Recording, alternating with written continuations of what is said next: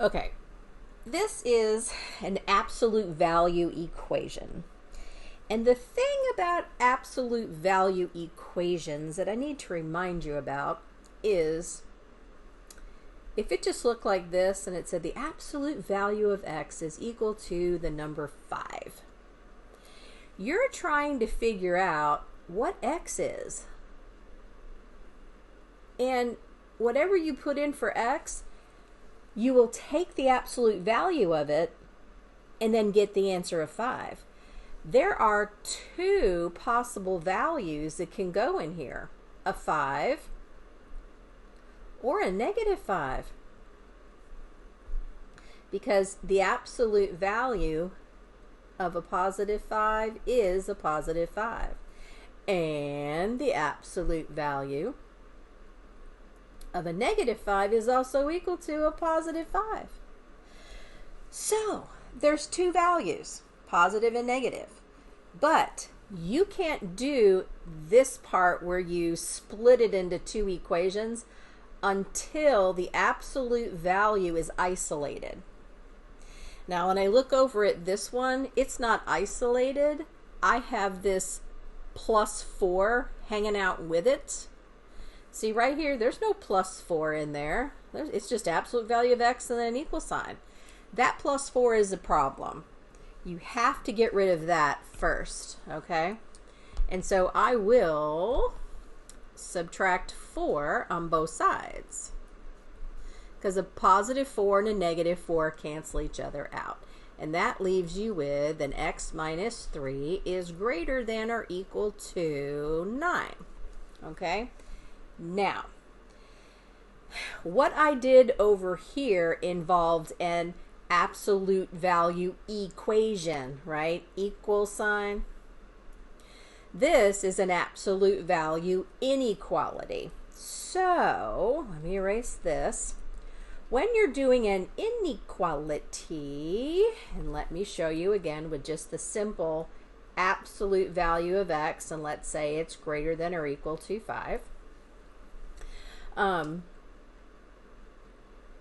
X, okay, once again, we've got x here inside, whoops, what did I just do? I don't know. Inside here, okay? So I know it can be a 5, but it could also be something bigger than 5. So one of your values is x is greater than or equal to 5. Because if I put a 6 in there, the absolute value of 6 is 6, which is greater than or equal to 5.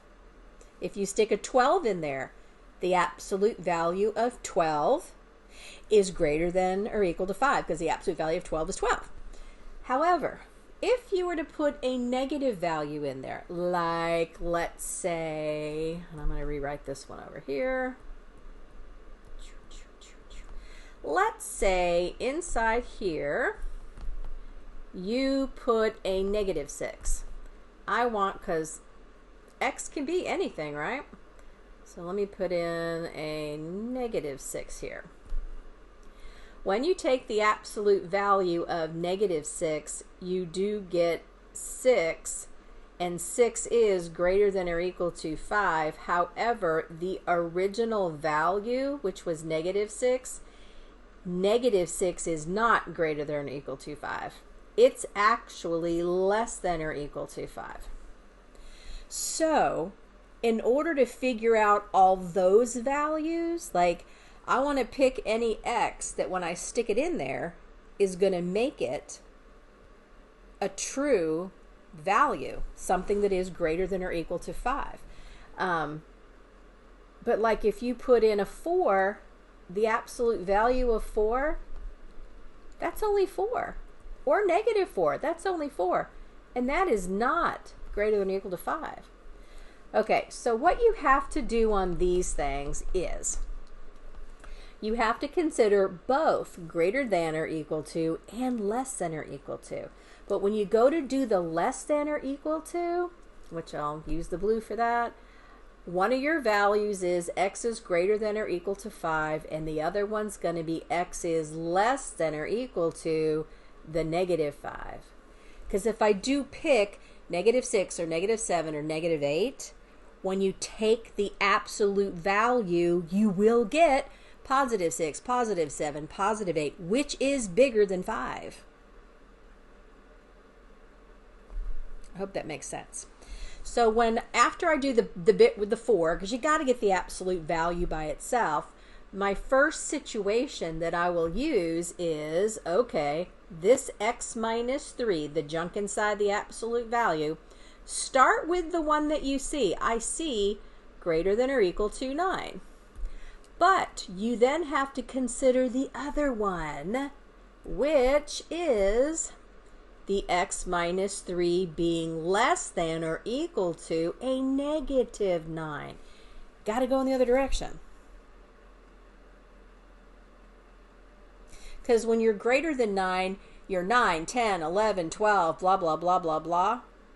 But the opposites that would go with those would be negative 9, negative 10, negative 11. Those would all be less than negative 9. So you've got to switch it around.